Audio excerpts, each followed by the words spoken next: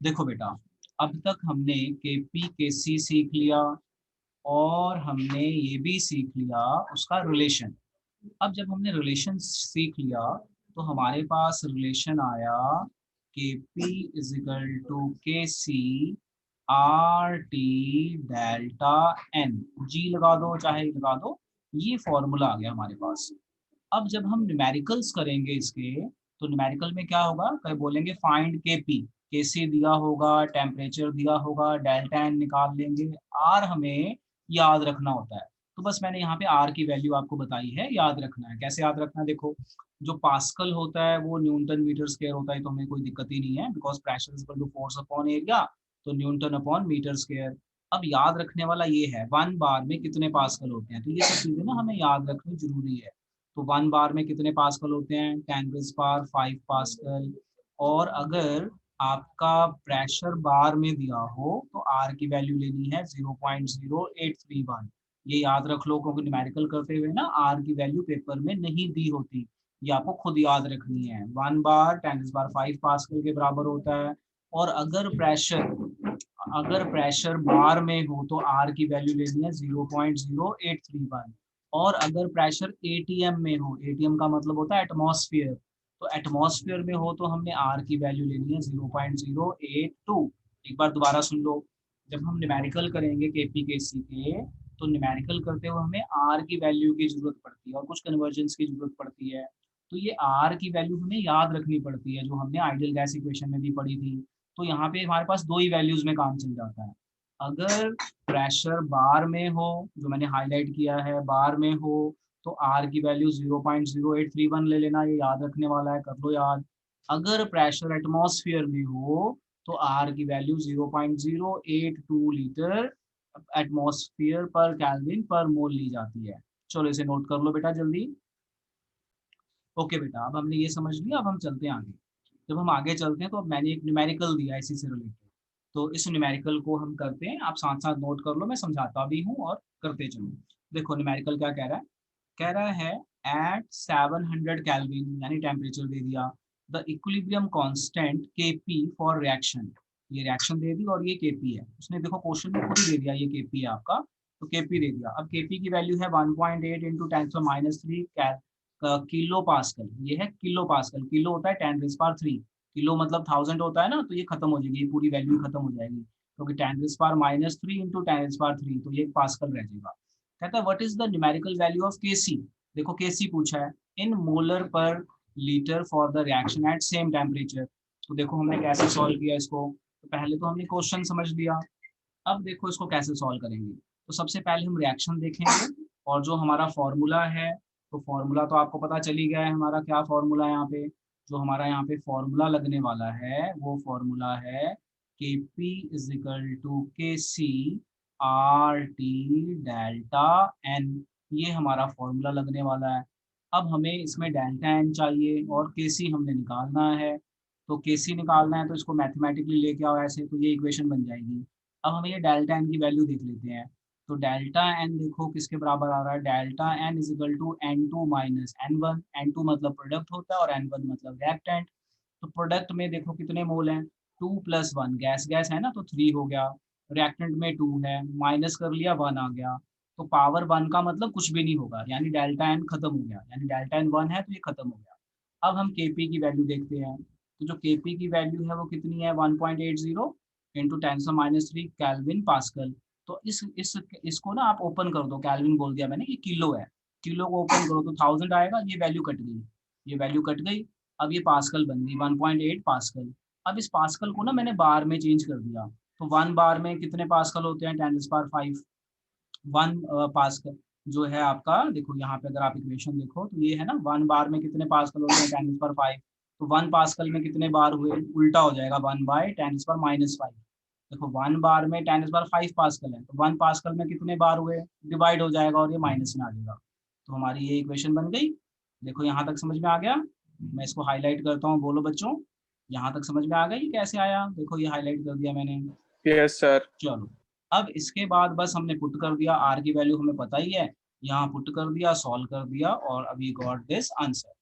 चलो इसे नोट कर लो, नोट करके डन बोलो। चलो एक बार मैं दोबारा समझा देता हूँ ये चीज़, आप समझ लो जरा। देखो यहाँ पे बच्चों को कहाँ पे प्रॉब्लम आती है, यहाँ पे बच्चों को खासकर जो मैंने ये KP-KC कन्वर्जन की है ना, यहाँ पे दिक्कत आती है। तो देखो हमने क्या किया, सबसे पहले हमने लिखा फॉर्मूला लिखा, तो डेल्टा एन में तो हमें कोई दिक्कत नहीं, 1 आ गया। अब आता है हमारा KP में प्रॉब्लम बच्चों को, तो मैंने KP लिख लिया यहाँ पे।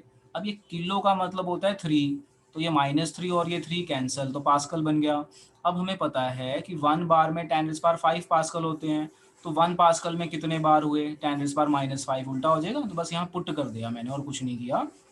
तो 1 पास्कल की जगह 10⁻⁵ बार हमने कर दिया, KP हो गया, ताकि मैं बार वाली वैल्यू ले पाऊँ, 8.31 वाली ना, ये वाली। तो बस उसके बाद मेरे पास जो वैल्यूज़ हैं वो यहाँ पे डाली और मैंने सॉल्व कर ली, दैट्स इट। बस इतना ही काम था। चलो अब नोट कर लो। ओके बेटा, तो हमने अब ये न्यूमेरिकल कर लिया, समझ लिया। अब चलते हैं आगे। अब जब हम आगे चलते हैं तो आपको मैंने एक टेबल दिखाया है यहाँ पे। अब ये टेबल बहुत इंपॉर्टेंट है, बहुत बहुत इंपॉर्टेंट। क्या बताया है मैंने यहाँ पे टेबल पे, तो आप इसे ना नोट की फॉर्म में बना लो।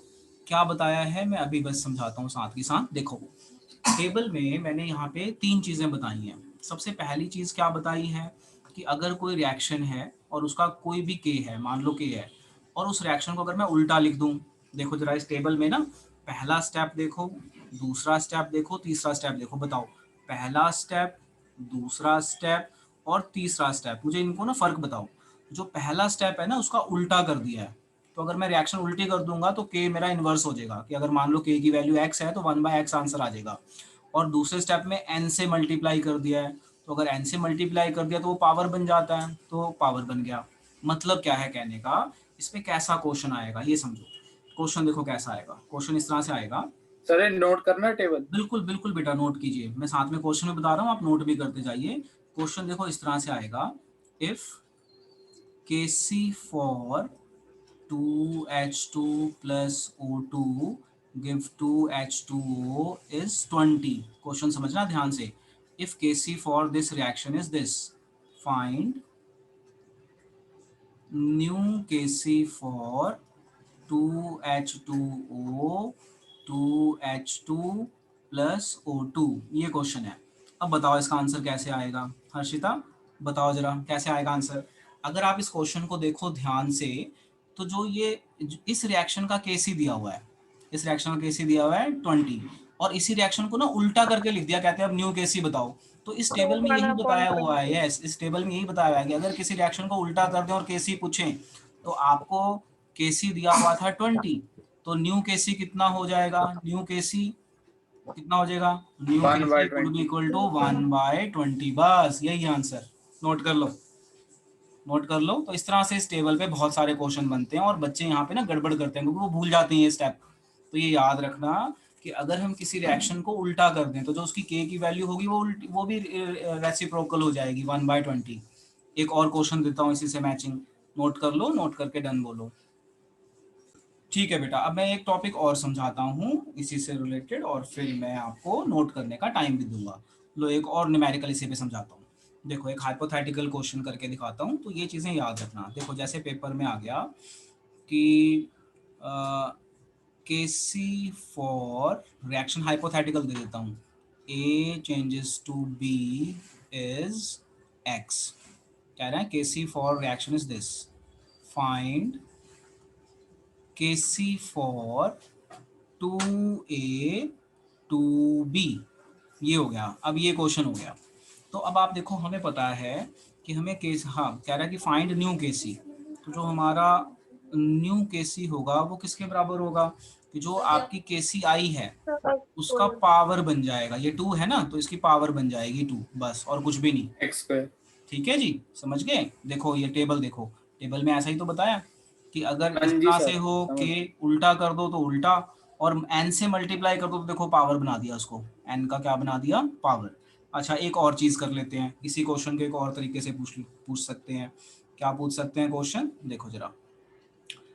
कहते हैं इफ केसी फॉर रिएक्शन, देखो जरा मैं यहाँ पे लिख रहा हूँ, x changes to y is k। मान लेते हैं के सी फॉर k है, तो अच्छा k लिखूंगा तो कंफ्यूजन हो जाती है, हम इसको क्या ले लेते हैं, के ऊपर हमने लिया था के ही ले लेते हैं, चलो के ले लेते हैं, इजी है। फाइंड न्यू के सी फॉर 1/2x 1/2y, यानी 2 से डिवाइड हो गया, तो बताओ क्या होगा, डिवाइड होगा तो भी ये पावर बन जाएगी ना, तो न्यू के सी किसके बराबर होगा, न्यू के सी इज इक्वल टू के की पावर 1/2 या फिर रूट के। नोट कर लो, समझ में आ गया कैसे करना है। सर